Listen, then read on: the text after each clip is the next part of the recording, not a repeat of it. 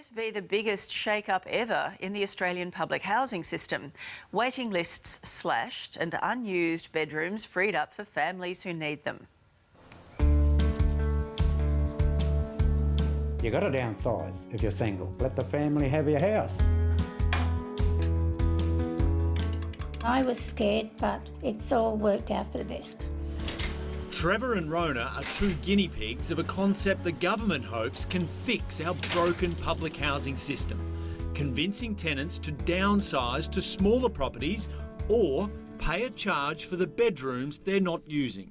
I love my little house, but I think your bed tax stinks. When we first reported on the new bedroom tax, the anger amongst public housing residents was palpable.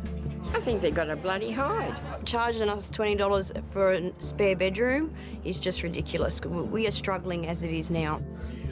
But 69-year-old Trevor is one of the first to overcome his fears of the unknown, giving up this 3-bedroom home that he used to share with his mother, who's now in a nursing home. It's just got too much for me.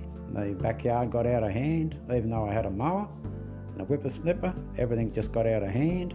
So he and his dog Timmy packed up and switched to this 1-bedroom unit around the corner from his old place in Macquarie Fields in southwestern Sydney. Yes, it's the backyard.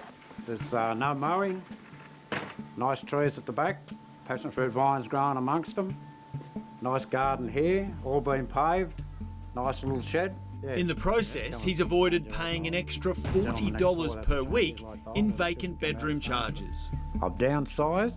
I'm so happy. That's great.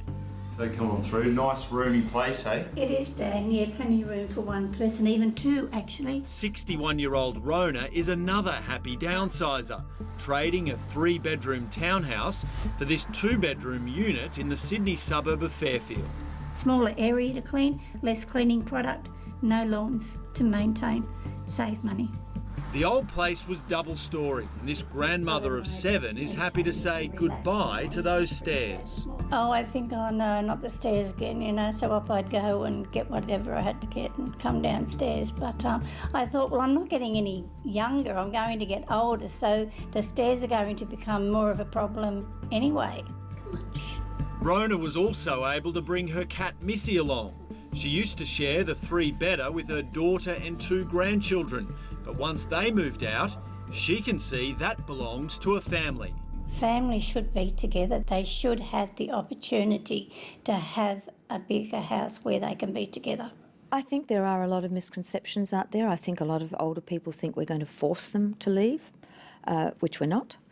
New South Wales Housing Minister Prue Goward says tenants receive 2 reasonable offers of smaller accommodation, usually in the same area, before the bedroom tax is applied. So far, 60 households have agreed to move, freeing up 118 bedrooms, while 31 people have chosen to pay the tax, generating $37,000 in extra revenue. It doesn't generate a lot of money, but it's a reminder that they don't have to pay it if they would only accept a reasonable offer of smaller accommodation. New South Wales has 120,000 people on the waiting list, some resorting to living in motels while they wait more than a decade for a house. Please think about these kids living in motels. Think about these kids sleeping on Auntie Min's floor. Please, they need a childhood, they need a chance. And we can't give them that chance so long as we have 35,000 vacant bedrooms. It's really not going to do much for people on the waiting list at all. Chris Martin is from the Tenants Union. He says downsizing has caused unnecessary fear in the community and doesn't address the heart of the problem. The single biggest problem with public housing is that there is not enough of it. It's not about spare bedrooms, it's that we don't have enough public housing. It hasn't grown with the growth of our community.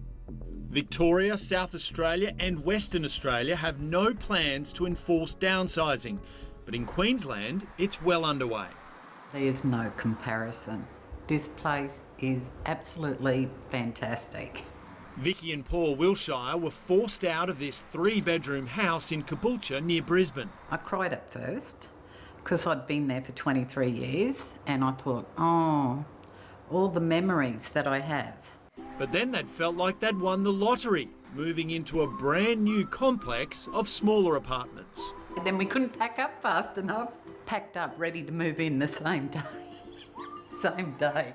We were that excited. Back in Macquarie Fields, Trevor says the big backyard at his old house would be great for a growing family and wishes more seniors would follow his lead. These people living in a 3-bedroom house by themselves, downsize, like I done. There's no harm in it. You're not being downgraded or nothing. You can still have your grandkids, you can still have your pets, and you can have less room to clean. So, give it a thought. What's been your experience with public housing? We'd like to know, so give us a call or send us an email.